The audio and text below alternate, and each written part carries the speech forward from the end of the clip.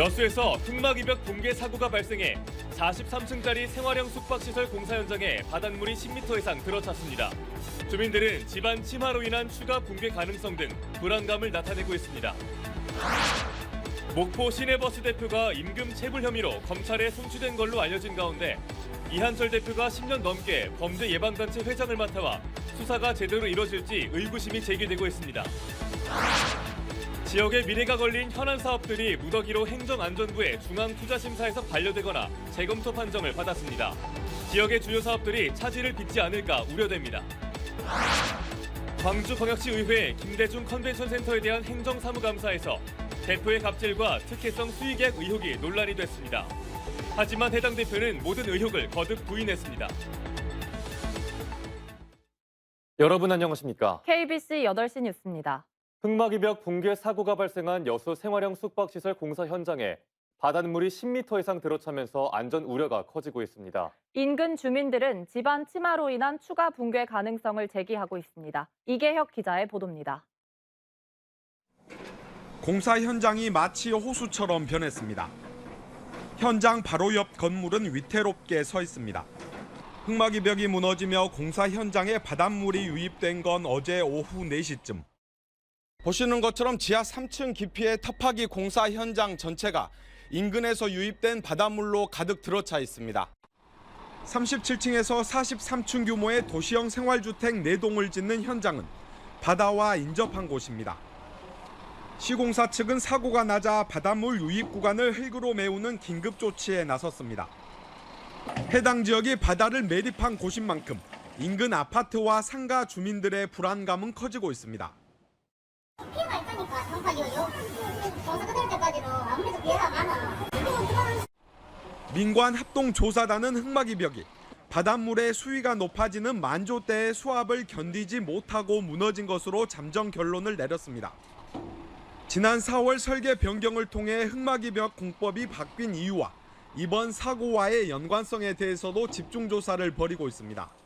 물에 대한 부분, 그다음에 붕괴에 대한 위험도 많이 갖고 있다 보니까 그래서 안전진단이 반드시 필수적으로 필요하다고 생각이 됩니다. 이 시설은 초고층 건축물은 안전평가를 받아야 하는 건축법이 2018년부터 시행되기 전인 2017년 4월에 건축 심의를 받아 지하 안전평가 등을 받지 않은 것으로 확인됐습니다. 여수시는 시공사의 보강 작업이 끝나는 대로 공사장과 인근 시설에 대한 안전성 검사를 진행할 예정입니다. 공사 현장의 콘크리트 구조물이 바닷물에 장시간 노출될 경우 강도가 떨어질 가능성이 큰 만큼 섣불리 공사를 재개해서는 안 된다는 지적이 나오고 있습니다. KBC 이계혁입니다. 여수 앞바다에 정박해 있던 선박에서 기름이 유출돼 해경이 긴급 방제를 벌였습니다. 오늘 새벽 2시 40분쯤 여수 돌산 앞바다에 정박 중이던 42,000톤급 LPG 운반선 A호가 연료유를 수급하던 중 기름이 흘러 넘쳤습니다. 신고를 받고 출동한 해경은 방제정 등 선박 13척을 동원해 방제 작업을 실시했습니다. 여수해경은 연료유 수급 중 선체 밑부분에 위치한 공기 탱크를 통해 저유황 연료유가 흘러 넘친 걸로 보고 정확한 사고 원인과 유출량을 조사하고 있습니다. 보름째를 맞고 있는 목포 시내버스 파업을 해결해야 할 버스회사 대표가 보조금을 주지 않으면 아예 휴업을 하겠다는 적반하장의 모습을 보이면서 지역민의 분노를 사고 있는데요. 목포상위 회장이기도 한 버스회사 이한철 대표는 법무부 산하의 범죄 예방단체 회장을 10년 넘게 맡아왔습니다. 수사가 제대로 이뤄지지 않는 것 아니냐는 의구심까지 제기됩니다. 이동근 기자의 보도입니다. 목포 시내버스 임금 체불에 대한 노조의 고발은 최근 고용노동부 목포지청의 조사를 마치고 검찰의 기소 의견으로 송치된 것으로 알려졌습니다. 그런데 사회단체와 시민들이 의심의 눈초리를 보내고 있습니다. 이한철 대표가 목포 상위 회장과 함께 법무부 산하의 민간단체인 범죄예방위원회 목포지역 협의회장을 10년 넘게 맡고 있기 때문입니다. 범죄예방위원회가 검찰과 협력하는 단체라는 점에서 수사가 제대로 이루어질지 우려의 목소리도 나오고 있습니다. 이러한 사람이 범죄예방협회 협의회 회장을 한다는 것이 우습기도 하고 당장 그만두게 해야 하면 물론 검찰도 시민들의 이 눈초리가 어디에 쏠려 있다는 것을 좀 분명하게 알고 계셨으면 좋겠습니다. 특히 지난달 31일 시내버스 정상화를 위해 목포시와 시의회, 버스회사, 노조 등이 머리를 맞댄 자리에서 이한철 대표가 체불임금 24억 원과 체납된 가스비 21억 원이 해결되지 않으면 아예 휴업하겠다고 말해 지역민의 분노를 사고 있습니다. 임금하고 체불된 거, 미납금 같은 거나 뭐 이런 것이 있어서 회사 운영을 못하겠다. 그거를 지원하지 않은 이상 회사 운영 못하니까 저희는 우선 휴업을 하겠다. 혹시나 목포 상공회의소 회장과 범죄예방단체 회장이란 지위가 법 앞에는 평등하다는 믿음에 어떤 영향을 줄지 지켜볼 거리입니다. KBC 이동균입니다. 전라남도와 일선 시군들이 행정안전부에 올린 주요 현안 사업 상당수가 중앙투자심사 결과 반려되거나 재검토 판정을 받았습니다. 지역의 미래가 걸린 주요 사업들이 차질을 빚지 않을까 우려됩니다. 보도에 이상환 기자입니다. 전남 지역 주요 현안 사업에 빨간불이 켜졌습니다.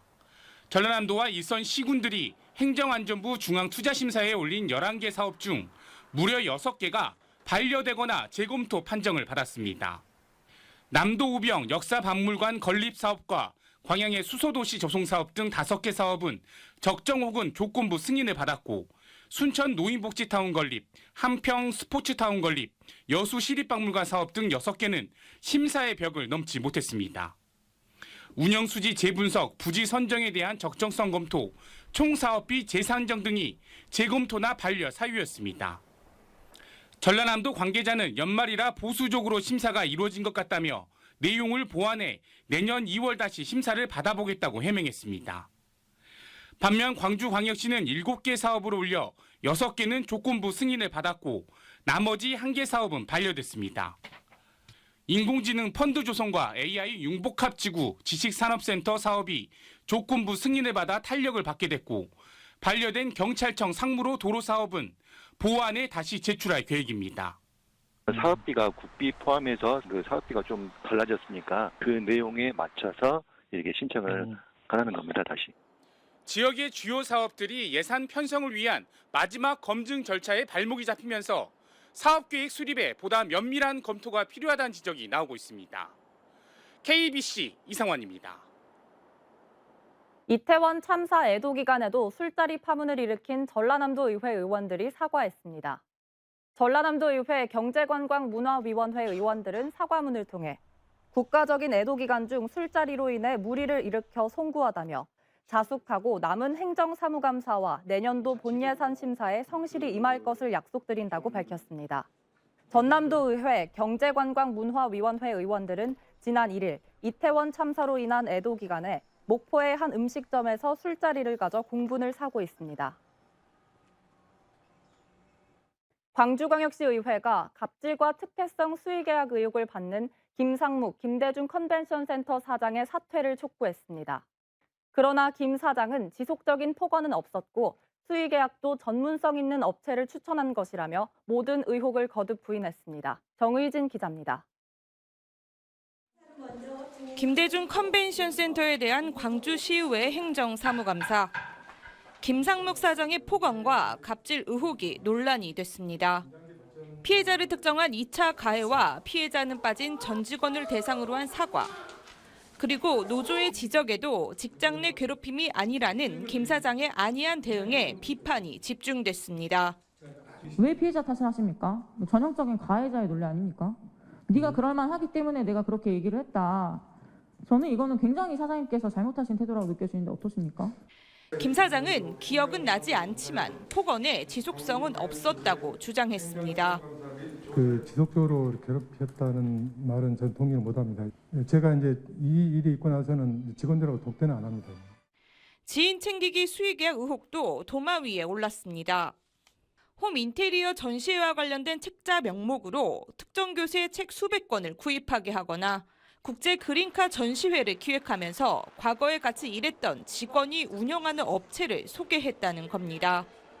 이런 식으로 체결한 수의계약만 모두 11건, 4천만 원에 달한다며 사장직 사퇴를 요구했습니다. 이 문제는 빠르게 또한 수습돼야 된다고 생각합니다.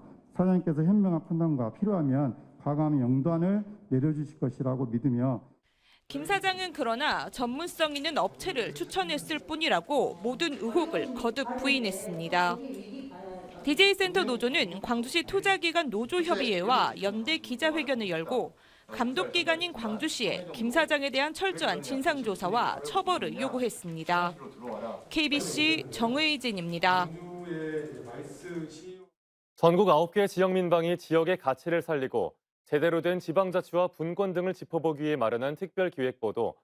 오늘은 막강한 권한을 쥔 중앙정부로 인한 균형 발전의 어려움을 살펴보고 허울뿐인 정부의 지방분권 정책을 점검해봤습니다. 지역민방 공동취재단 UBC 배대원 기자입니다. 82개월 연속 거의 7년가량 인구 감소의 고통을 겪고 있는 울산.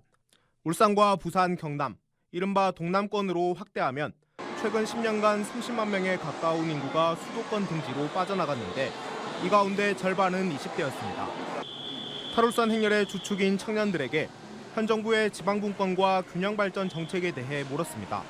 다른 지역으로 가서 못 돌아오지 않는 친구들이 더 많은 것 같고요. 그래서 울산에 있는 친구들도 취업은 했는데 딱히 좋은 일자리 조건이 아니라서 계속 이직을 한다거나 좀 고민이 많은 것 같습니다. 지금 대표적으로 청년 인구 유출이 제일 심화되고 있는 지역이잖아요. 이러한 지역에 대한 특단의 조치가 없고 단지 이제 수도권 과밀화가 심해지고 있는 이 상황 속에서 별다른 대책이 없는 현 상황이 답답하기도 하고 실제 현 정부 출범 초기부터 수도권 쏠림을 부추길 수 있는 정책들이 쏟아졌습니다. 수도권 대학의 반도체학과 정원 확대에 이어 해외 유통기업의 수도권 공장 신증설도 허용한 겁니다. 반면 지역에 필요한 정책들은 막강한 권한을 가진 중앙정부와 규제에 가로막혀 지지부진한 상태입니다. 민선 8기 울산시를 비롯해 비수도권 지자체가 최우선 과제로 추진 중인 개발제한구역 해제가 대표적인 사례. 불가피하게 그린벨트 해제하지 않으면 울산에는 용지가 없습니다.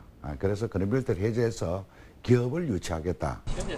하지만 비수도권의 그린벨트 규제 완화 권한을 지자체에 대폭 위임하거나 규제를 완화하려는 움직임은 보이지 않고 있습니다. 수도권 일극화 대응 모델인 부울경 특별연합 역시 자치권과 재정권 부족으로 폐지 수순을 밟고 있습니다. 지역에 더 많은 권한을 부여하고 지역이 주도하는 균형 발전이 필요하다는 목소리가 나오는 이유입니다. 선분권, 후보안, 분권을 하면 틀림없이 문제가 생길 수도 있다. 그러나 그 문제 생기는 것은 나중에 보완하더라도 정부도 이 같은 구상을 실현하기 위해 지방시대위원회를 조만간 출범할 계획입니다. 지방의 목소리를 대변할 정부 부처를 만들겠다는 건데 출범 전부터 우려가 적지 않습니다. 재원이 가장 또 중요하게 쓰일 텐데 지역에 좀 맞게 좀 자율성을 가질 수 있도록 해줘야 된다는 거죠. 그게 안 되면 이전과 크게 다를 바 없는 제도가 될 거라는 거죠. 강력한 집행 기능을 갖춘 부총리급 부처로 격상해야 한다는 요구에도 불구하고 국무회의에서 자문기구로 확정돼 실효성에도 의문이 제기되고 있습니다. 자문위원회 출발하되 예산권을 좀 가질 수 있도록 해줬으면 좋겠다. 예산권이 없으면은 그 힘을 발휘하기 어렵습니다. 지역 주도의 균형 발전은 중앙정부의 획기적인 권한 이양 없이는 시도조차 불가능합니다. 정부가 대한민국 어디서나 살기 좋은 지방시대라는 국정 목표를 내건 만큼 보다 파격적인 조치가 필요하다는 목소리에 힘이 실리고 있습니다. 지역 민방 공동취재단 배대원입니다. 광주 YWCA가 창립 100주년을 맞았습니다. 광주 호텔 무등파크 컨벤션홀에서 오늘 열린 이번 창립 100주년 기념식엔 김선욱 YWCA 회장과 강기정 광주광역시장 등이 참석해 YWCA 100년 역사를 되돌아보는 시간을 가졌습니다.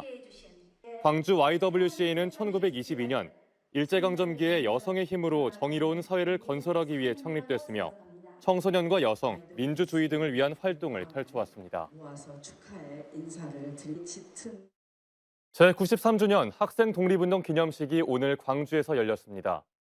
그날처럼 우리답게라는 주제로 진행된 이번 기념식엔 박민식 보훈처장과 독립유공자, 학생 등 300여 명이 참석해 일제 식민 통치에 맞선 학생들의 희생 정신을 기렸습니다. 학생 독립운동은 1929년 11월 광주에서 시작해 이듬해 3월까지 전국 5만 4천여 명의 학생들이 동맹 휴교에 참여한 항일운동으로 3일 만세운동, 60 만세운동과 함께 국내 3대 독립운동 중 하나입니다. 광주 상공회의소의 85년 활동과 성취의 발자취를 담은 역사서가 나왔습니다. 광주상인은 일제강점기에 상이가 태동해 종합경제단체로 발돋움하기까지의 시대적 배경과 경제 이슈, 지역 경제사 등을 담은 광주 상공회의소 85년사를 발간했다고 밝혔습니다. 85년사는 광주광역시의 과거 모습과 시대적 이슈, 당대 회장과 의원의 활동, 추진 사업 등이 사진 자료로도 담겼습니다. 광주광역시 의회 행정감사에서 광주 미디어 아트 페스티벌에 지역 업체가 참여하지 못한 데 대한 비판이 제기됐습니다. 광주광역시 의회 박희율 의원은 오늘 행정사무감사에서 광주 2022년 미디어 아트 페스티벌에 지역 업체가 참여하지 못한 채 타 지역 업체가 행사를 맡아 진행하고 있다며 그동안 미디어 아트 분야의 인적, 물적 인프라와 네트워크 구축을 제대로 구현하지 못한 결과라고 지적했습니다. 미디어 아트 페스티벌은 2012년부터 시작돼 10년 동안 유네스코 창의도시 광주의 대표 축제로 자리매김하고 있습니다.